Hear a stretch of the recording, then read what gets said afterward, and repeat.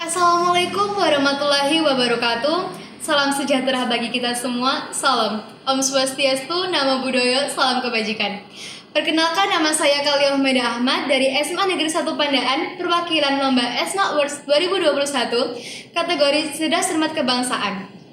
Baik, langsung saja saya akan menjawab soal yang pertama, yaitu Kapan naskah Undang-Undang Dasar Negara Republik Indonesia tahun 1945 ditetapkan? Dan oleh siapa Undang-Undang Dasar Negara Republik Indonesia tahun 1945 ditetapkan? Baik, jawaban saya adalah konstitusi memiliki peranan penting dalam kehidupan bernegara, tidak terkecuali di Indonesia. Dikarenakan konstitusi pada umumnya mengatur pembentukan pembagian kewenangan dan cara kerja lembaga negara. Konstitusi di Indonesia atau lebih dikenal dengan nama Undang-Undang Dasar Negara Republik Indonesia tahun 1945 disahkan sehari tepat setelah kemerdekaan Indonesia atau pada tanggal 18 Agustus 1945 oleh Panitia Persiapan Kemerdekaan Indonesia atau PPKI. Soal selanjutnya. Negara hukum yang berlatar belakang tradisi Anglo-Sakson, negara hukumnya menggunakan istilah? Terima kasih. Jawaban saya adalah negara hukum atau rule of law adalah negara yang setiap tindakannya didasarkan pada aturan atau hukum yang telah ditetapkan. Sistem hukum ini sendiri dibagi dua. Yang pertama, Eropa kontinental. Yang kedua, Anglo-Sakson. Anglo-Sakson merupakan suatu sistem hukum yang didasarkan pada jurisprudensi.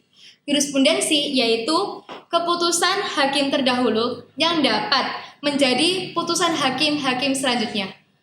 Soal selanjutnya. Mekanisme pembahasan perubahan Undang-Undang Dasar Negara Republik Indonesia tahun 1945 di Komisi A MPR salah satunya berlangsung dalam forum lobby. Apa maksud dari forum lobby? Baik, jawaban saya adalah forum lobby yang dimaksud yaitu forum yang memfasilitasi lobby kepentingan antar fraksi di MPR, bisa terkait materi amandemen, kursi pimpinan, dan lain-lain. Fraksi sendiri yaitu perwakilan partai dalam parlemen. Soal selanjutnya. Sebutkan jenis perubahan Undang-Undang Dasar Republik Indonesia tahun 1945 yang dilakukan oleh MPR.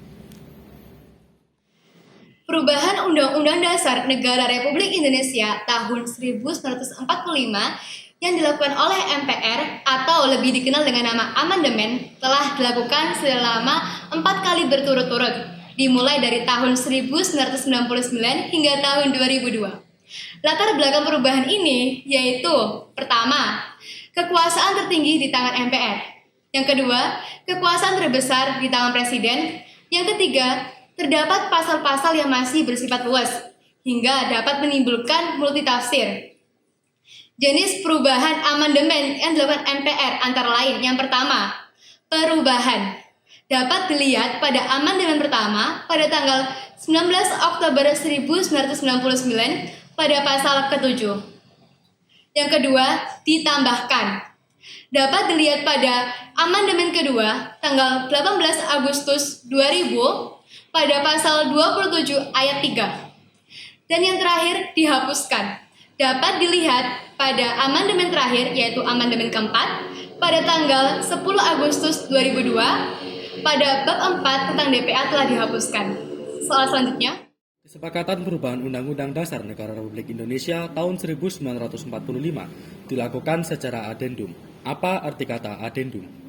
Baik, terima kasih. Jawaban saya adalah adendum sendiri yang dimaksud perubahan yang dilakukan terhadap Undang-Undang Dasar Negara Republik Indonesia tahun 1945 dengan tetap mempertahankan naskah asli Undang-Undang Dasar Negara Republik Indonesia tahun 1945. Sekian dari saya, terima kasih. Wassalamualaikum warahmatullahi wabarakatuh.